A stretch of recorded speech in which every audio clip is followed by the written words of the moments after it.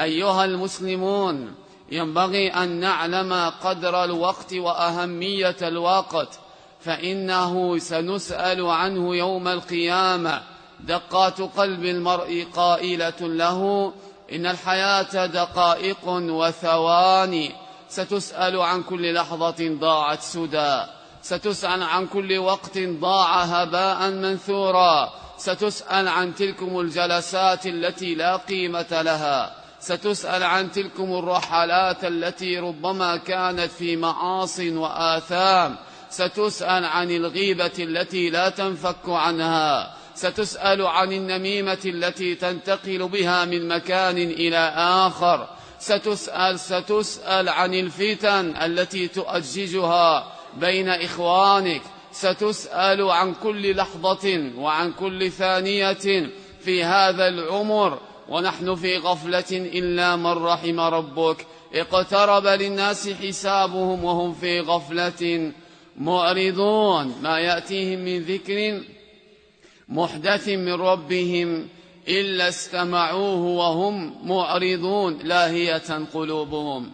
إنه اللهو والغفلة لاهية قلوبهم، إنها الغفلة عن أهمية هذا العمر في دقائقه وثوانيه. كم قد طوينا من العمر ذهب سدى بأوزار وآثام وآفات، كم قد مضى من العمر وأنت تتحسر عليه وتتقطع، كم قد مضى من الساعات التي ربما وقعت فيها في كبائر وآثام. ينبغي للمسلم أن يقف وقفة جادة صادقة مع نفسه قبل أن يندم حين لا ينفع الندم.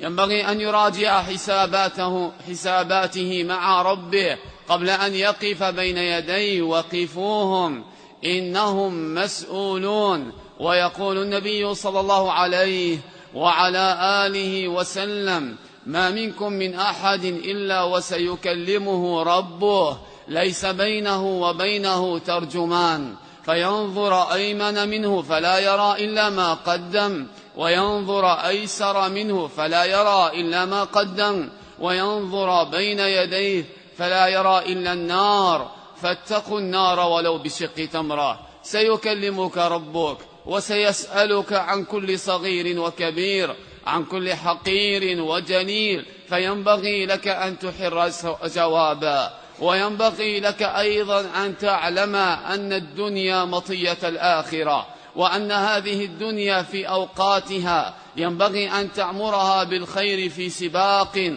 بين أولياء الله والصالحين والطائعين الذين كانوا يغتنمون أعمارهم، لا يعطون أوقاتهم للبطالين الفارغين الذين يحاولون أن يجتذبوا الصالحين إلى متاهة الفراغ والحيرة والضياع. ينبغي لك أيها المسلم أن تشح وتظن بوقتك أعظم من أن تشح بمالك ودراهمك. ينبغي أن تحرص على المداومة على الخير. إن كنت في كتاب الله قراءة وحفظا فعليك أن تثبت على هذا الخير، فإن نبيك صلى الله عليه وعلى آله وسلم لما سئلت أم المؤمنين عن عمله قالت: كان عمله ديمة. وكان النبي صلى الله عليه وعلى آله وسلم يقول: أحب الأعمال إلى الله أدومها وإن قل.